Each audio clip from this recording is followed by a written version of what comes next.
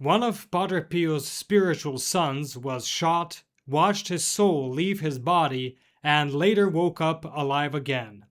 What he described afterwards is astonishing. Stay tuned to hear the story. Welcome to Following Padre Pio. We're grateful to all those who quietly helped this apostolate continue reaching souls through Padre Pio's spiritual legacy. Today's story may touch your heart in ways you do not expect. Today's fascinating story comes to us from Father Jean DeRobert, a Jesuit priest who contributed to the canonization process of Padre Pio. The account survives in the form of a letter he wrote to a superior, recounting what happened to him during the Algerian War. And by the end of this story, you'll understand why Father DeRobert never feared death again. He begins the letter. Dear Father, you asked me to write a summary of the obvious protection I was given during the Algerian War. This happened in August 1958. At that time, I was part of the medical corps, and I would like to emphasize that Father Pio also protected me in other difficult moments in my life. Now, before describing the war itself, Father DeRobert pauses and takes us back a few years earlier. In 1955, Padre Pio accepted him as one of his spiritual sons. At one point, he even received a personal letter from Padre Pio promising prayers and support. He also believed Padre Pio had helped him pass his exams at the Gregorian University in Rome. Nothing too dramatic. But then came the war. One night, commandos attacked the city where Father DeRobert was stationed. He and 5 other soldiers were captured and taken to a place where they were to be executed. He remembers the moment vividly.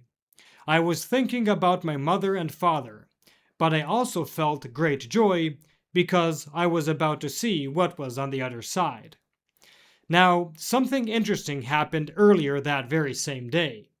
Father DeRobert had received a letter from Padre Pio, and in that letter was a particular sentence that was underlined several times. Life is a struggle, but it leads to light. Looking back, it's difficult not to wonder whether Padre Pio already knew what lay ahead. Perhaps some of you are facing struggles of your own today. They may look very different from Father DeRobert's, but many people come to Padre Pio seeking the same thing he did: strength, hope, and the reassurance that they are not walking through life's battles alone. Then came Father DeRobert's execution. He says that immediately after being shot, he felt his soul separating from his body. He could see his own lifeless body lying on the ground, covered in blood.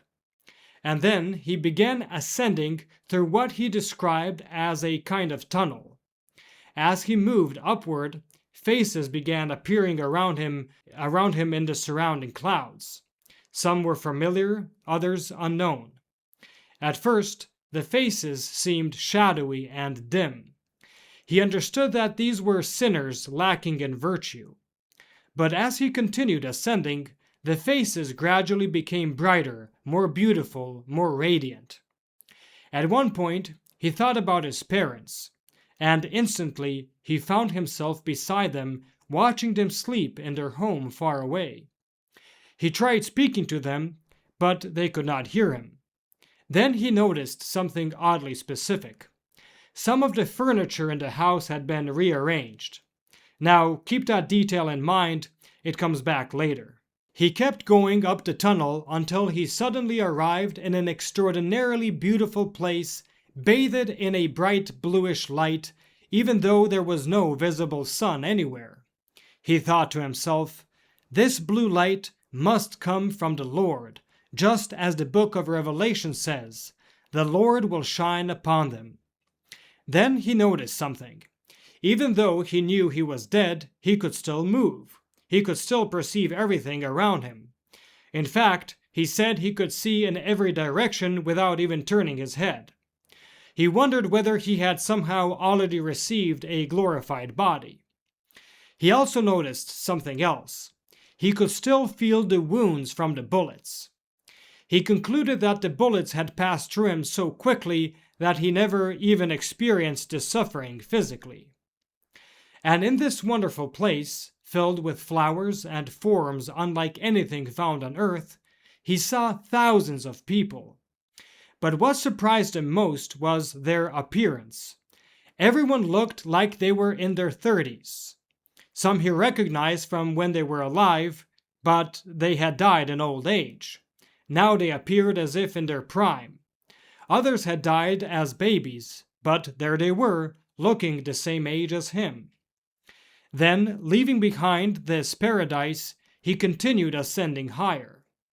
And reading this part, you can almost sense Father DeRobert struggling to find the right words, because here the experience becomes even more extraordinary. He says that at a certain point, he seemed to lose his human form entirely and became like a drop of light. Around him were countless other drops of light, and somehow he recognized them. One was St. Peter, another was St. Paul, another was St. John, and there were other apostles and saints, all glowing. Then he saw the Virgin Mary. He describes her as incomparably beautiful, clothed in light itself, welcoming him with a smile. Then, behind Mary, Father DeRobert caught sight of Jesus Christ, whose beauty was beyond description. Words completely fail to describe him. Behind Jesus, there was a never-ending space of light, and he knew somehow that this was God the Father. He entered into that divine presence and experienced perfect happiness, every desire satisfied, complete fulfillment. But then suddenly, everything changed. Father DeRobert found himself on the ground, face down in the dust among the bodies of his fellow soldiers. He noticed gates in front of him riddled with bullets that had passed through his own body. His clothes were ripped and stained with dry blood, which meant he had been lying there for quite some time. Eventually some people found him and took him to the commanding officer. Upon seeing him alive, the officer shouted, "It's a miracle." As you can imagine, this experience changed Father DeRobert's life completely. But the story doesn't end just yet. Later, after leaving the army, he traveled to see Padre Pio. Spotting Father DeRobert from a distance, Padre Pio waved to him to come closer. And then Padre Pio said these remarkable words, "Oh, the things I went through because of you. But still, what you saw was wonderful." In other words, Padre Pio not only seemed to know exactly what had happened, he also implied that he himself had interceded to bring Father DeRobert back. And remember the furniture that was moved in the parents' house. When Father DeRobert later wrote to his mother, he asked why she had rearranged the furniture. She was stunned. She asked him how he could possibly know that. Well, I suppose there is no short answer to that question.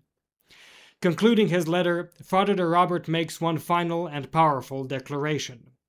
What he witnessed is the reason he no longer fears death, because now, he says, he knows what awaits us in eternity.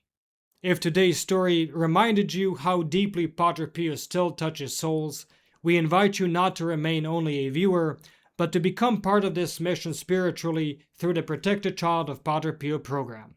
Your monthly support helps this apostolate continue reaching those who may be searching for hope, guidance, or consolation at precisely the right moment. More importantly, your intentions and loved ones are spiritually remembered through regular holy masses and prayer. If you feel called to take that step, we warmly invite you to join us through the link below.